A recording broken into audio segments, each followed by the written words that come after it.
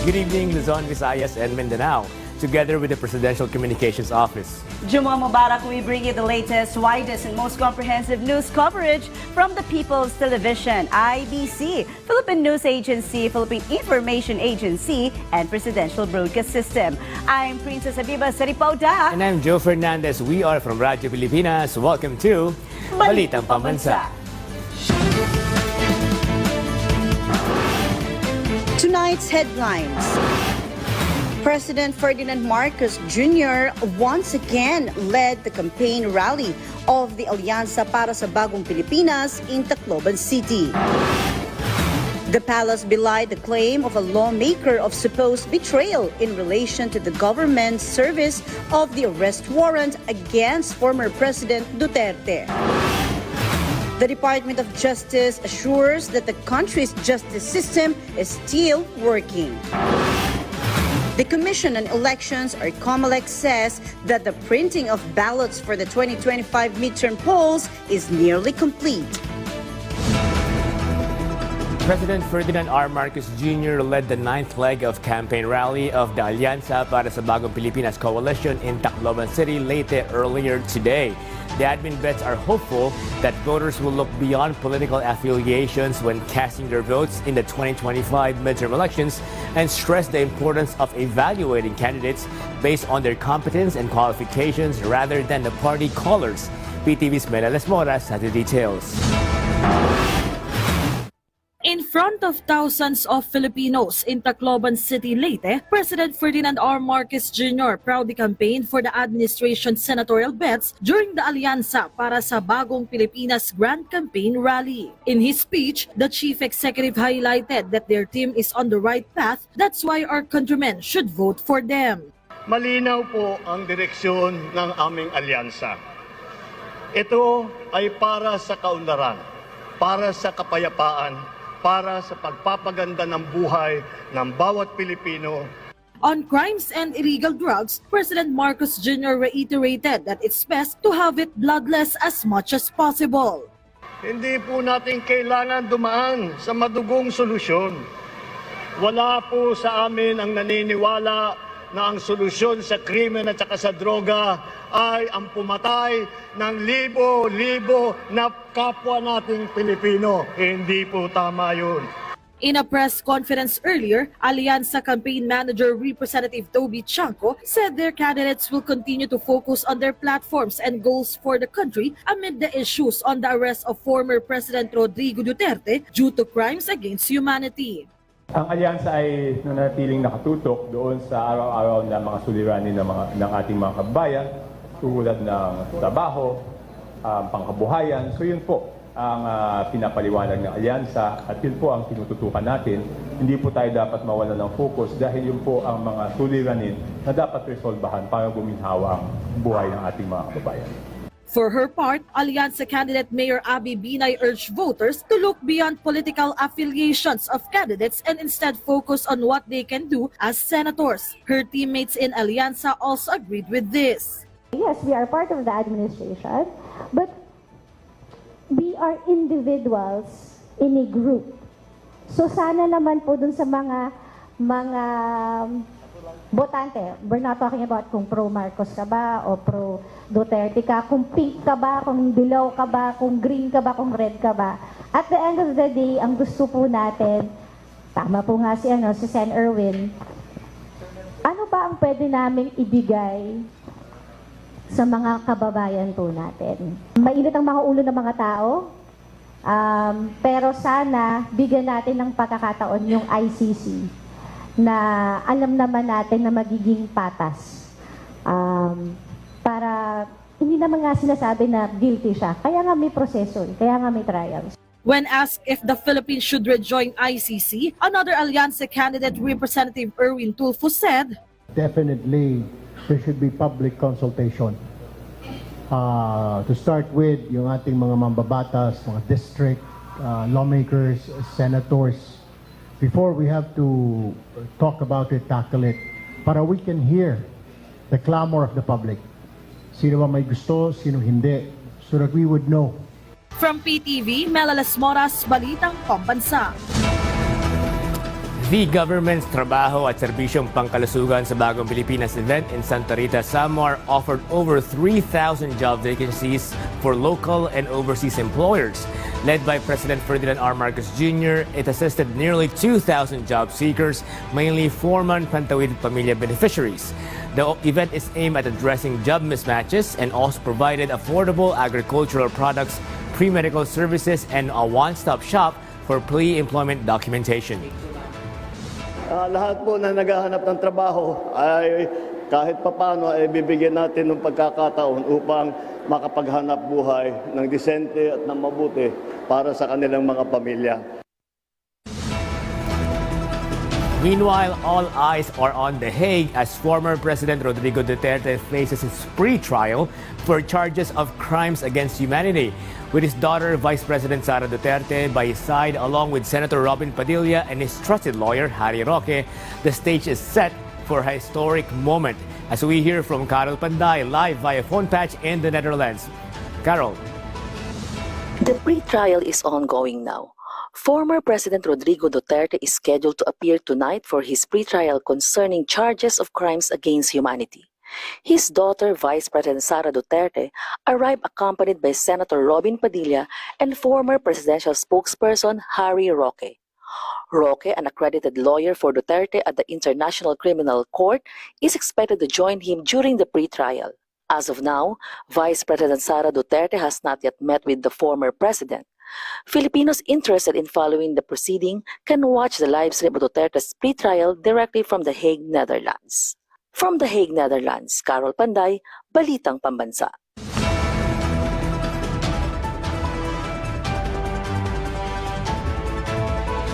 Many thanks, Carol. The palace dismissed claims that President Ferdinand Marcos Jr. assured Senator Bato de la Rosa that he would not be pursued by the International Criminal Court or ICC. The palace also clarified that no such conversation took place between the president and the senator. PTV's Kenneth Paciente has more of this story. The arrest of former President Rodrigo Duterte is not betrayal or treason. That was the statement from the palace following the government's compliance with the Interpol after the International Criminal Court or ICC issued an arrest warrant against Duterte. They said it was merely following what is stated in the law. Mas dapat po na ang Pangulo, ang gobyerno ay hindi nagbe-betray sa batas. Hindi siya nagbe-betray kung anong interes ng bansa. Hindi siya dapat nagbe-betray sa mga taong di umanong naging biktima ng EJK. Hindi po pwede na dahil lang po naging kakilala, na kasama po. Kung kailangan managot, dapat managot. The government also assured that even though the ICC now has the custody of the former president, it remains obligated to ensure a fair trial. However, the government will no longer be responsible for Duterte's legal defense. Base po sa RA 9851, bilang Pilipino, hindi lang dahil bilang dating Pangulo, si dating Pangulong Duterte, kailanganin din po natin ng gobyerno na ma-assure po, masigurado natin na nagkakaroon po ng fair trial. Lalong-lalo na po, Pilipino po ang dating Pangulong Duterte. The government is also ready to comply if the ICC issues a freeze order on Duterte's assets in accordance with Philippine law. Meanwhile, Castro said the president did not mention any promise to Senator Bato de la Rosa that the ICC would not take action against him. And if an arrest warrant is issued against the senator through Interpol, the government will still cooperate.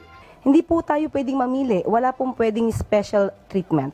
So kung mangyayari po to sa iba pang mga suspect na may warrant of arrest, basta valid po yung warrant of arrest at ito po ay na-course through the Interpol, gagawin pa rin po natin kung ano po yung dapat gawin ng gobyerno. The palace is confident that Senate President Chis Escudero knows what to do after De La Rosa sought his help. Regarding De La Rosa's claim that this is a demolition job against him, Malacanang asserted, paano po magiging demolition job kung ito pong kasong to ay na-file na? Hindi pa po panahon ng eleksyon, hindi pa po panahon ni Pangulong Marcos.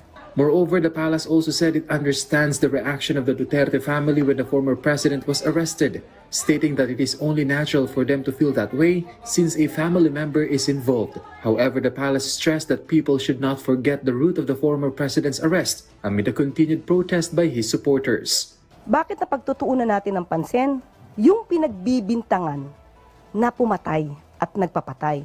Bakit parang nag-glorify pa natin sa ngayon? Yun ang naaakusahan ng murder and crimes against humanity. Sana po ang taong bayan, buksan naman nila yung isip. Tingnan po nila, ano ang naramdaman ng mga tao, ng pamilya na naging biktima ng EJK. The palace emphasized that even if the unit team remained intact, the government's actions regarding the arrest warrant against Duterte will remain the same as it is mandated by law. From PTV Manila, Kenneth Pasyente, Balitang Pambansa. In other news, the Senate Blue Ribbon Subcommittee has begun investigating the collapse of a bridge in Isabela, with initial findings showing problems as early as 2018. The Department of Public Works and Highways, or DPWH, plans to form a committee to determine the cause. Senator Bong Revilla stressed that those responsible should be held accountable.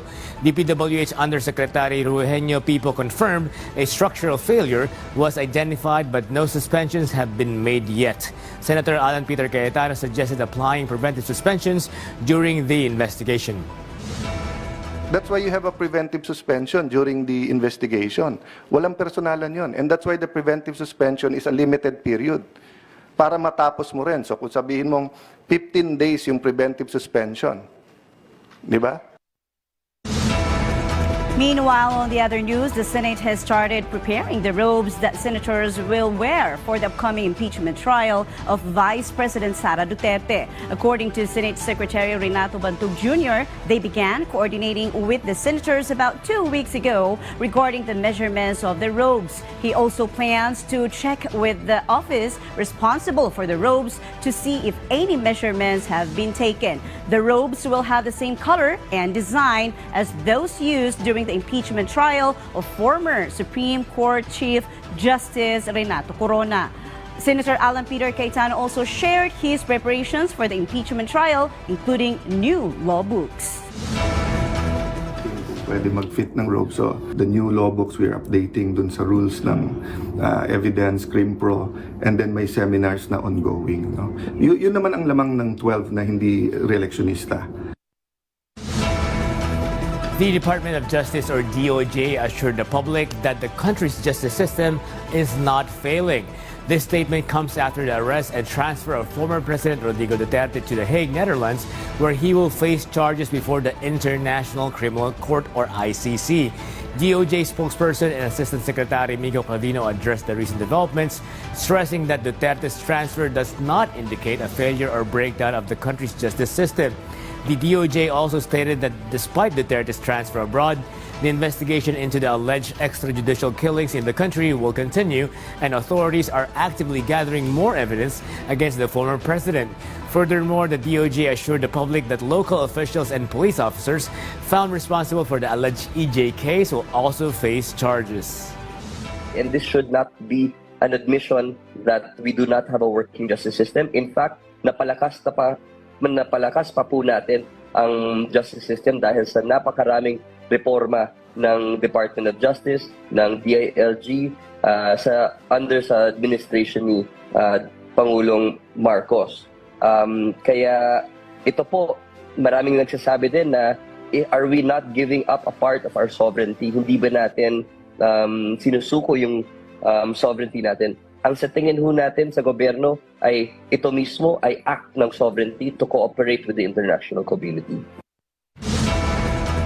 The Philippine Drug Enforcement Agency, or PDEA, is currently investigating reports of drug money allegedly being used for the upcoming 2025 elections. According to PDEA spokesperson Attorney Joseph Calulot, although there is no official verification yet, they have received numerous reports from political opponents alleging that drug money is being used to discredit rivals. The agency continues to monitor the situation and conduct investigations to ensure no illegal activities will take place during the elections. The Commission on Elections, or COMELEC, is on track to complete the printing of ballots for the 2025 midterm elections within the week. According to COMELEC Chairman George Erwin Garcia, Only 3 million ballots remain to be printed. At this pace, the printing process is expected to be completed by Friday or Saturday. In addition to the printing, the verification process is also underway. The poll body also reports that nearly half of the printed ballots have already been verified to ensure accuracy and readiness for the upcoming polls. Ito ay kwento ng isang benepisyaryo na sa halos 3 dekada ay inalagaan ang kanyang lupa sa pag-asang balang araw ay maaari na niyang tawaging tunay na kanya. At sa taong ito, sa wakas ay nakamit na rin niya. Ako si Orlando Ramos sa 68 ang edad. Nagapuyo dito sa Barangay Santa Fe, sa Baga Sibugay Province. O isa ko sa mga ARB beneficiaries. Ayon sa kanya, ang paghihintay ay may kasamang mga pagsubok habang inaalagaan niya ang kanyang sakahan simula noong 1995. Ito ang kanyang pangunahing pinagkukunan ng kabuhayan dahil hindi niya natapos ang kanyang edukasyon. Noong ika-24 ng Mayo, isa siya sa mga personal na nakatanggap ng titulo sa isang okasyon na pinangunahan ni Pangulong Ferdinand Marcos Jr. sa tulong ng Department of Agrarian Reform. Mahigit 8,000 titulo at 12 ektarya ang naibahagi sa mga magsasaka ng Zamboanga mula nang nanungkulan si Pangulong Marcos noong Hulyo 2022. Noong araw na ito, nakamit ni Orlando ang kanyang pinakaaasam na titulo para sa mahigit 2 ektarya ng lupang kanyang sinasakahan. Salamaton ko sa atong Agrarian Secretary, walay-lain kundi si Conrado Estrella, sa programa sa Agrarian Reform. Labaw na gyud sa atong presidente nga si President Bongbong Marcos. Ug naisa pa nga sa iyang ama, diin mismo dito siya nga ama nagsugod ang agrarian programa.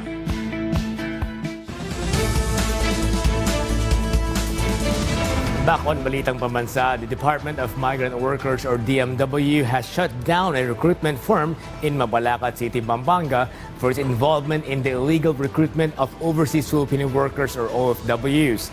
DMW Secretary Hans Leo Kakdak personally led the operation, identified as Aero Strategist, which was found recruiting aviation specialists and technicians, mainly aircraft mechanics, and illegally deploying them to the United States using only tourist visas. Authorities were able to apprehend the illegal recruitment firm following complaints from 3 victims and revealed that 15 more workers remain stranded in Texas, USA. The DMW is set to file criminal charges against the illegal recruitment firm through the Department of Justice. Meanwhile, coordination with U.S. immigration authorities is underway to resolve the case and assist the affected workers.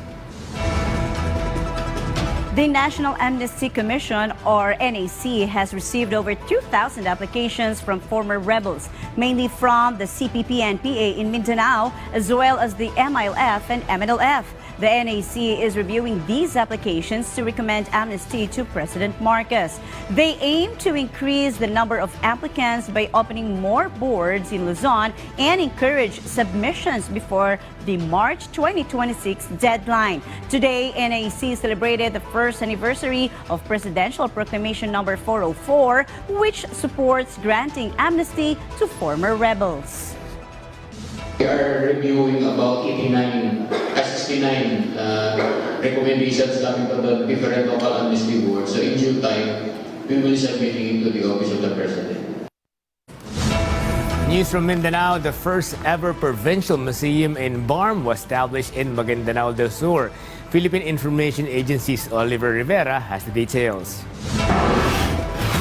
The history and traditions of Maguindanao del Sur are now on full display with the opening of the province's first ever museum. The Maguindanao del Sur Provincial Museum showcases artifacts that tell the story of the province's rich culture and past.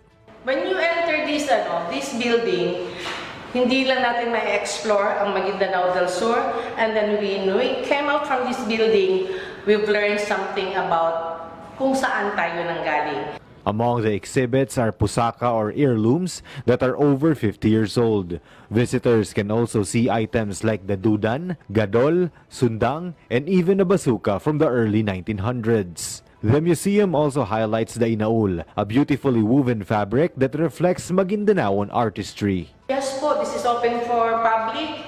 Anytime they can visit, come and visit our provincial museum dito po sa loob ng Provincial Capital Compound at the Poblacion Buluan, Maguindanao del Sur. The local government is also planning to offer free field trips for students so they can experience and learn more about their cultural roots. According to the Bureau on Cultural Heritage, this is the first provincial government-initiated museum in the Bangsamoro Autonomous Region in Muslim Mindanao, a big step in preserving and celebrating local history. From the Philippine Information Agency, Oliver Rivera, Balitang Pambansa. Back in the nation's capital, several South Korean volunteers are sharing their professional knowledge with local child development centers in Muntinlupa. Jana Pineda of the Philippine Information Agency National Capital Region has more. A group of 15 South Korean volunteers from the Korea International Cooperation Service and Korea International Cooperation Agency are spending several months in Muntinlupa City, sharing their professional knowledge with local child development centers. According to Jenny Mercado, head of the Muntinlupa City Early Childhood Division, the Korean volunteers bring diverse teaching strategies and styles that benefit both local teachers and students. Is that they will share different kinds of strategies and learning styles. Kasi children right now, the young learners, they are very diverse. Jin Hee, one of the volunteers specializing in human rights and gender equality, emphasized the power of education as a tool for personal and societal development. I felt very fulfilling, and every day I can experience the real field in early childhood education, and so I think it will help my career, my future career, or this local education system. For Sua, a volunteer nurse, the opportunity allows her to share knowledge about Korean health and nutrition practices, key ingredients not only for brain development, but also for the social emotional development of children, especially those from underprivileged families. Incredibly rewarding. Their joy and growth and their cutism will inspire you every day. So if you're thinking about it, just go for it. You will make it really difference and gain so much in return. From South Korea to the Philippines, the spirit of volunteerism and care for Filipino children has transcended traditional borders, enriching the children of Muntinlupa City, the future of Bagong Pilipinas. From the Philippine Information Agency National Capital Region, Jana Pineda, Balitang Pambansa.